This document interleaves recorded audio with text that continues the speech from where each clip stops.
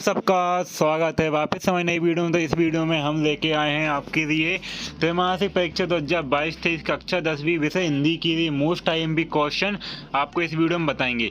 यदि आप नए हो तो कर लीजिए चैनल को सब्सक्राइब, जिससे कि हर एक वीडियो का नोटिफिकेशन सबसे पहले आप तक पहुँचेगा, जिससे कि संपूर्ण क्वेश्चन आप तक प्रोवाइड किए जाएंगे। तो पेपर में कुछ ही दिन बाकी बचे हुए हैं, अब जल्दी से क्यों ना तैयारी कर ली जाए, इसलिए बहुत ही मोस्ट आईएमपी क्वेश्चन है कक्षा 10वीं वाले बच्चों के लिए संपूर्ण एक ही वीडियो में लेके आए हैं। भाषा बोध, काव्य बोध, कृति का भाग, काव्य पददान, संदर्भ, सब कुछ एक ही वीडियो में लेके आ गए हैं। संपूर्ण वीडियो देखना, वीडियो काफ़ी लंबी भी हो जाएगी, अभी मजा आएगा ना वीडियो। तब भी वीडियो को मत छोड़ना, वीडियो को एंड तक देखना है और चैनल को सब्सक्राइब करना है, ठीक है। इस बात का विशेष ध्यान रखें। आइए वीडियो को करते हैं स्टार्ट। बहुत ही मोस्ट आईएमपी क्वेश्चन आपको बताने वाला हूँ, एंड तक देखना, ठीक है। अब यहाँ पे दिया गया है प्रश्न नंबर 1, भक्ति काल के किन्हीं दो कवियों के नाम, प्रत्येक की एक एक रचनाओं के नाम बताने। मोस्ट आईएमपी क्वेश्चन है, ठीक है। भक्ति काल की दो विशेषताएं लिखना है आपको, ठीक है। भक्ति काल की दो विशेषताएं, 2 मार्क्स के क्वेश्चन है।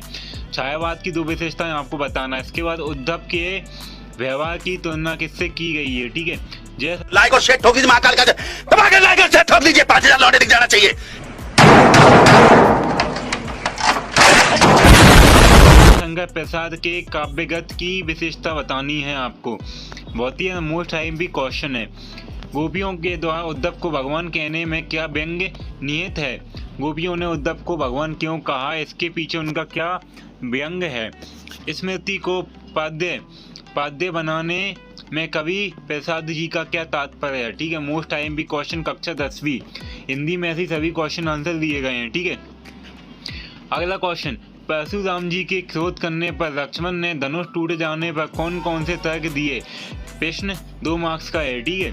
2 ही नंबर में आपको इसका आंसर लिखना है। इसके बाद गोपियों के अनुसार राजा का धर्म क्या होना चाहिए आपको बताना है, ठीक है। अगला क्वेश्चन कक्षा 10वां क्वेश्चन, उत्साह कविता के बादल किन किन अर्थों की और संकेत कर रहे हैं। ये यहाँ पे मिस प्रिंट हो गया है, अर्थों लिखा आएगा, ठीक है। इसके बाद निम्नलिखित में से पद्यांश की संदर्भ प्रसंग व्याख्या आपको बताना है, ठीक है।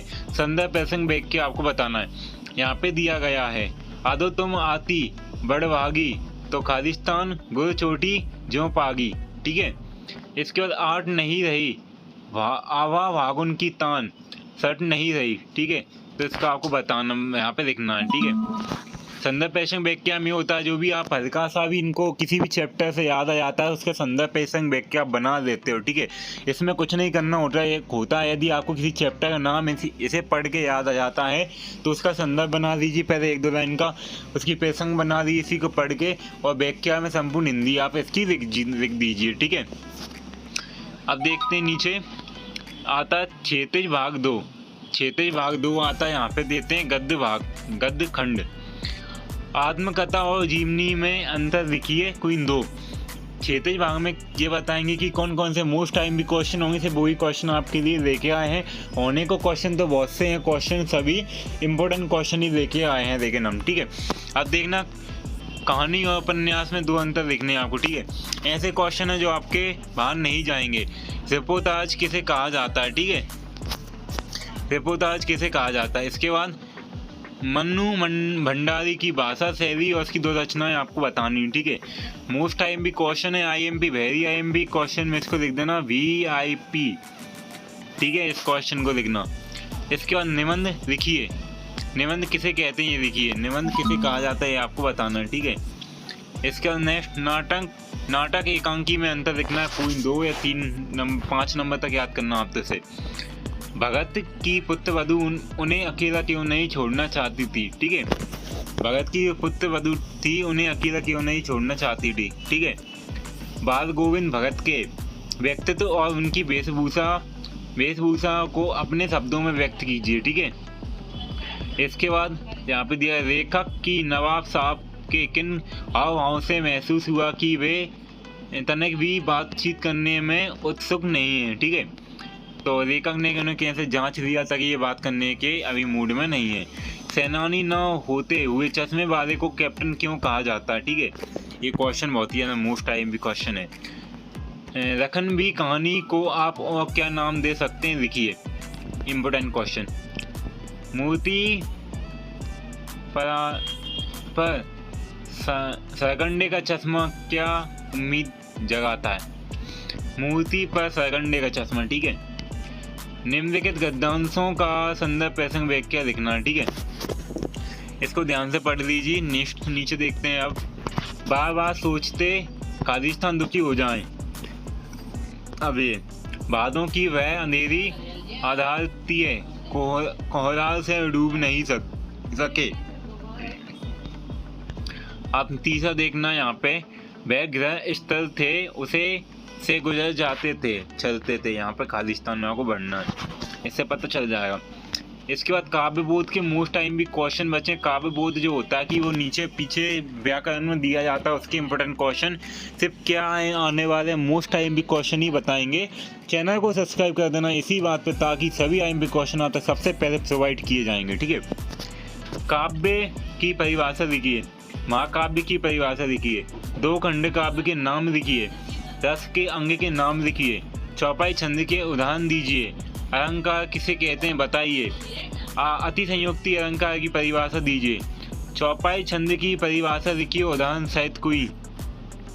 बीज रस की परिभाषा उदाहरण सहित दीजिए, ठीक है। ये आपके इंपोर्टेंट क्वेश्चन किसके भाषाबोध के, ये देख लीजिए। 9 का क्वेश्चन बहुत ही मोस्ट टाइम भी क्वेश्चन आपको करने ही है, चाहे लिख के देख लेना इन क्वेश्चनों को, ठीक है। अगला क्वेश्चन भाषाबोध में किन क्वेश्चन इंपोर्टेंट है वो आपको बताएंगे हम।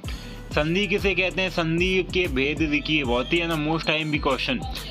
समास को परिभाषित कीजिए, समास के भेद लिखिए। शब्द शक्ति किसे कहते हैं, श्री गणेश करना मुहावरे का अर्थ है। संधि समास में अंतर लिखिए। अब यहाँ पे आपको पता चल गया होगा कि भाषा बोध की IMP क्वेश्चन है 5 से 6 के समथिंग, इन क्वेश्चनों को ही करना है। संधि किसे कहते हैं, संधि की भेद लिखिए, ठीक है। समाज को परिभाषित समास की भेद, ठीक है। कीर्ति का भाग 2 में भोलानाथ अपने साथियों को देखकर सिसकाना भूल जाते थे, ठीक है। ये बताना है आपको। गंतों की मेहनत का बदमाशों का शहर क्यों कहा गया है। बच्चे माता पिता के प्रति अपना प्रेम कैसे व्यक्त करते हैं, ठीक है। पत्र लेखन मोस्ट इम्पोर्टेंट IMP क्वेश्चन। वार्षिक परीक्षा की तैयारी करने हेतु पिताजी को पत्र लिखिए। सचेत माध्यमिक शिक्षा मंडल भोपाल को कक्षा 10वीं की अंक सूची की द्वितीय प्रति मंगवाने हेतु पत्र लिखिए। विद्यालय की बुक बैंक से पुस्तकें प्राप्त करने हेतु अपने विद्यालय के प्राचार्य को पत्र लिखिए। अनुच्छेद लिखना। ऑनलाइन शिक्षा हमारा राष्ट्रीय ध्वज, मेरा जीवन का लक्ष्य, अगर मैं प्राचार्य होता।